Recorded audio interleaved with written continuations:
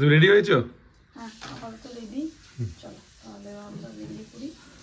ঠিক আছে, দেখো তো এটা পরে কেমন লাগছে। দারুণ লাগছে, সুপার এক্সিলেন্ট, ফাটাফাটি, মাইন্ড ব্লোয়িং। তা যাবে কোথায় ঘুরতে তুমি এখন? গুড মর্নিং, এখন বাজে হচ্ছে 6:30 নাগাদ। আর আমাদের মানে এখনই বেরিয়ে পড়ার প্ল্যান, এখনই বেরিয়ে পড়ছি। আর প্ল্যানটা হঠাৎ করে হয়েছে। চলো আমরা কোথায় যাচ্ছি সেটা তোমাদের সাথে পরে শেয়ার করছি, তোমরাও সঙ্গে থাকো, দেখতে থাকো। দিনটা ছিল 17ই মার্চ আর মঙ্গলবার। আমরা যথারীতি 7টার সময় বেরিয়ে পড়লাম আর নিচেতে এলাম। তখন দেখছি ছেলেও গাড়ি টাড়ি মুছে, গাড়িটা রেডি করছে, ও গাড়ি বের করছে। যথারীতি আমরাও গাড়িতে বসে গেলাম। চলো এবার তাহলে দেখতে থাকো।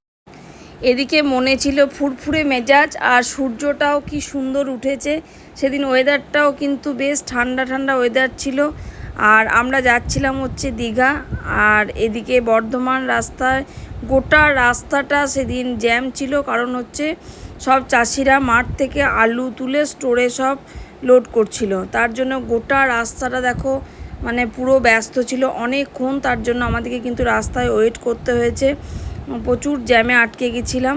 এই যে গোটা রাস্তাটা এরকম ধরনের আলু গাড়ি, মানে প্রায় গুসকরা থেকে বর্ধমান পর্যন্ত এইরকম অবস্থা। তারপর যথারীতি আমরা শক্তিগড়ে এসে পৌঁছালাম। আর এই যে বালাজি হোটেলে এসে পৌঁছালাম। ব্রেকফাস্টটা খেয়ে নেওয়ার জন্য এখানেই দাঁড়িয়েছিলাম।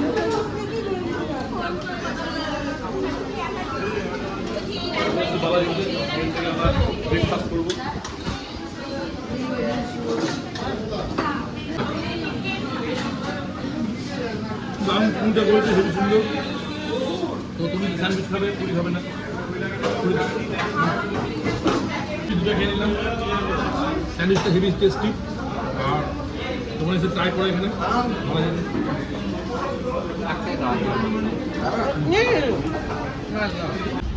এই যে স্যান্ডউইচ খাওয়ার পর কিন্তু আমার এই ঝালমুড়ি তো আমার খুব ফেভারিট, আর বিশেষ করে শক্তিগড়ের। তাই এখানে একটু ঝালমুড়ি নিয়ে তারপরে এবার গাড়িতে চাপবো। ওই একসাথে 2 চামচ দিও। হ্যাঁ, তাহলে এক কাজ করো না, একটা ওই ঠোঙাতে হাফ হাফ করে দাও না, আর একটা ঠোঙাতে হাফ করে দাও। সাথে মুড়ি নিয়ে আমরা আবার বেরিয়ে পড়লাম।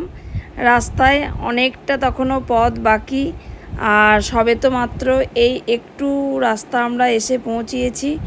আর এই যে এদিকে গাড়িতে ড্রাইভ করছিল আমার ছেলে, এদিকে ছিল বর, আর পিছনে ছিলাম আমি।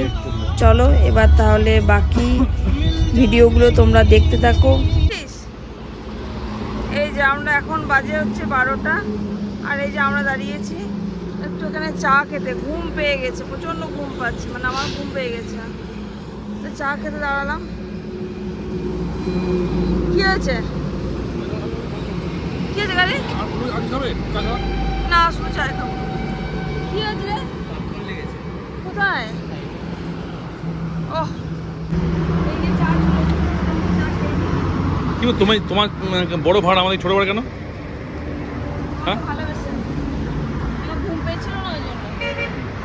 বড় ভাড়া দিতে হবে। এই চকলেট আছে, চকলেট নিয়ে ওখানে। তারপর চা খেয়ে বেরিয়ে পড়লাম। আর তখন সবেমাত্র দীঘা কিন্তু ঢুকবো হচ্ছে, রাস্তা অনেকটা পেরিয়ে চলে এসেছি। মানে দীঘা ঢুকবো সেই মুহূর্তে আমি দেখলাম একটু ভিডিও করি তোমাদের সাথে রাস্তাটা শেয়ার করার জন্য। রাস্তাটা বেশ সুন্দর, চারিদিকে গাছপালা, বেশ ভালো লাগলো। আর এই যে দীঘার জনপ্রিয় গেট, এটা হচ্ছে দীঘার গেট। যথারীতি আমরা প্রায় আমাদের নিজেদের গন্তব্যস্থলে এসে মানে পৌঁছাবো, সেই মুখোমুখি চলে এসেছি। আর একটু পথ বাকি। এবার বাকিটা দেখো আমরা কোথায়, আমাদের গন্তব্য কোথায়, কোথায় আমরা থাকবো। চলো, এই যে আপাতত আমরা এখন দীঘাতে এসে পৌঁছালাম। এখন বাজে হচ্ছে 3টে। আর এই যে সৈকত আবাস, এটাতে আমরা আপাতত স্টে করব, তাই এসে পৌঁছালাম। 3টে বেজে গেছিলো, খিদেও পেয়ে গেছিলো প্রচুর। তাই সোজা একদম প্রথমেই চলে গেলাম আমাদের লাঞ্চের জায়গায়। চলো লাঞ্চে কী কী ছিল সেটাও তোমাদের সাথে শেয়ার করব। এই যে আপাতত আমাদের লাঞ্চ রেডি, চলে এসেছে অনেক অপেক্ষার পর। আর এই যে এখানে মোটামুটি খাবারটা ভালোই আছে। এখানে নেওয়া হয়েছে আলু ভাজা, আর এদিকে মাটন, মটর পনির, ডাল। এই যে যেখানে যাবে মাটন খেতেই হবে, মাটনটা ভালো হয়ে যায়। আর এই যে বিরিয়ানি, আর এই যে দিদি রুটি।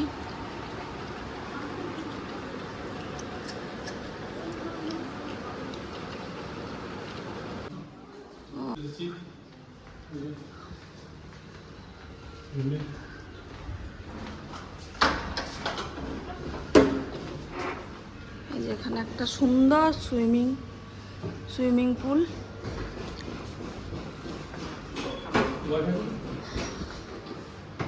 এই যে আমরা রুমে চলে এসেছি আপাতত।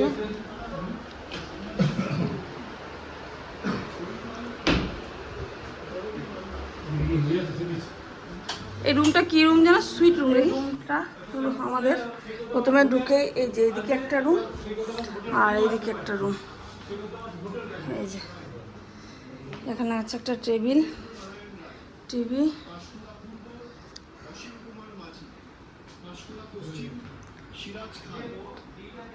এখানে একটা আছে। আর এই যে হচ্ছে সি বিচটা।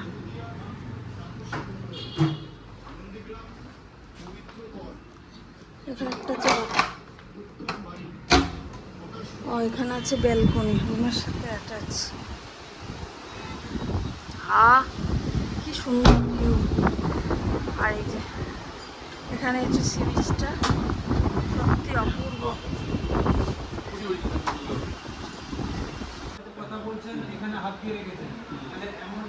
এই যে এখানে একটা আছে ওয়ার্ড্রপ, আর একটা রুম যেটা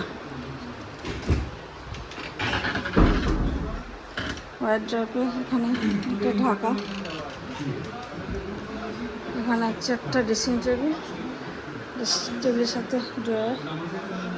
আর এই যে এটা এই রুমের বাথরুম হচ্ছে এইটা। এখানে টিভি আছে, এই যে বেড, সাইড টেবিল। আর এই যে এটা একটা ব্যাগ আছে, দেখ সাদা ব্যাগে, গাড়িতে। এই যে ওই দিকেও আসা যাবে, এদিকেও আসা যাবে, মানে দুটো রুমেরই একটাই বেলকুনি এন্ট্রান্স, কিন্তু মানে দুটো এন্ট্রান্স একটা বেলকুনি।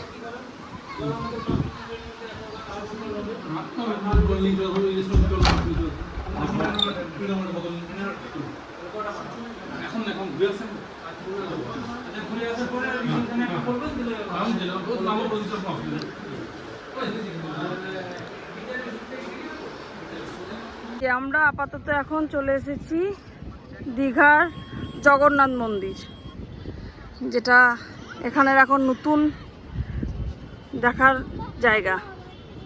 দেখি জগন্নাথ বাবা দর্শন করি। আর এই যে আমার কর্তা, এই আমার বউ হাঁটছে। চলো পাটা ধুয়ে নি, এখানে পা ধুতে হবে। আর গাড়ি ওইখানে পার্কিং করা আছে। শ্যাওলা মনে হচ্ছে বাবা, কত শ্যাওলা। এই যে এটা হচ্ছে মেন মন্দির। মন্দিরের গেটটা হচ্ছে এইদিকে।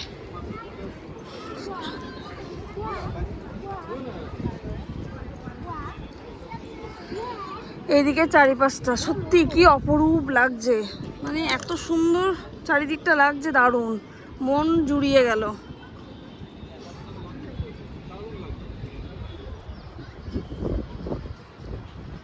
এই যে মন্দির আসো,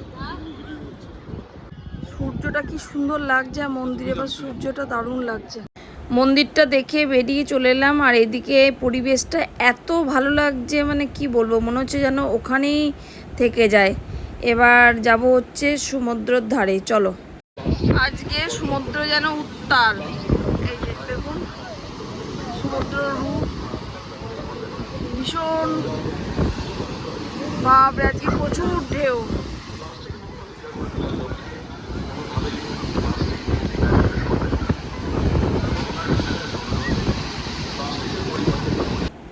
একটু চারপাশটা ঘোরাঘুরি করলাম, আর সমুদ্রকে দেখে তো ভয়ই পেয়ে গেলাম, কারণ ভালো উত্তাল ছিল, জলটাও খুব নোংরা ছিল।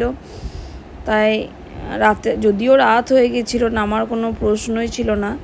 আর এদিকে কিন্তু বারবার মানে হুইসেল দিচ্ছিল, বা পুলিশে বারবার বলছিল যাতে সমুদ্রের ধারে বেশিক্ষণ না বসার জন্য, মানে সৈকতটা ছেড়ে সরে যেতে বলছিল। তারপর মাছের ওখানে একটু ঘোরাঘুরি করলাম, তারপর যথারীতি রুমে চলে এলাম। কিছুক্ষণ এদিক ওদিক ঘোরাঘুরি করে তারপর খেয়ে দিয়ে চলে এলাম।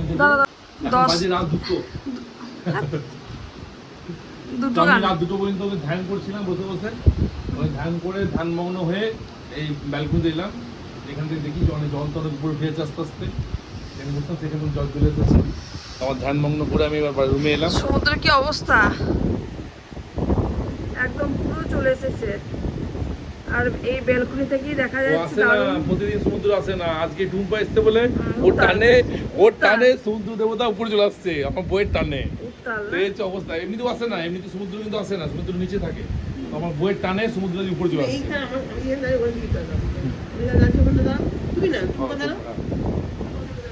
আমি এখান থেকে বলছি, হ্যাঁ এটা ভালো লাগছে, দারুণ লাগছে। জলটা মনে হচ্ছে একদম যেন কাছেই চলে এসেছে। হ্যাঁ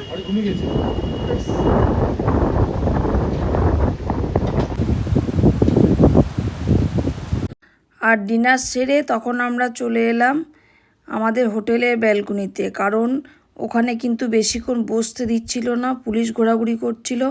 হয়তো সমুদ্র এত উত্তাল ছিল বলে সি বিচে কাউকে থাকতে দিচ্ছিল না, দোকানপাটও সব তুলে দিয়েছিল। তখন কিন্তু এমন কিছু রাত্রি হয়নি তাও। আর আমরা অনেক রাত পর্যন্ত এই ব্যালকনিতেই বসে বসে প্রকৃতিটা অনুভব করছিলাম, কি ভালো লাগছিল। আর সমুদ্রকে দেখো, দেখে মনে হচ্ছে কত উঁচুতে যেন ঢেউটা উঠে গেছে। যাই হোক, খুব ভালো লাগছিল বসে বসে, দুজনে বসে বসে ভালো প্রকৃতিকে উপভোগ করছিলাম। নিজেদের বাড়ি থেকে যদি এরকম উপভোগ করতে পারতাম খুব ভালো হতো। চলো তাহলে আজকের ভিডিওটা এই পর্যন্তই। আর কেমন লাগলো লাইক কমেন্ট করে জানিও।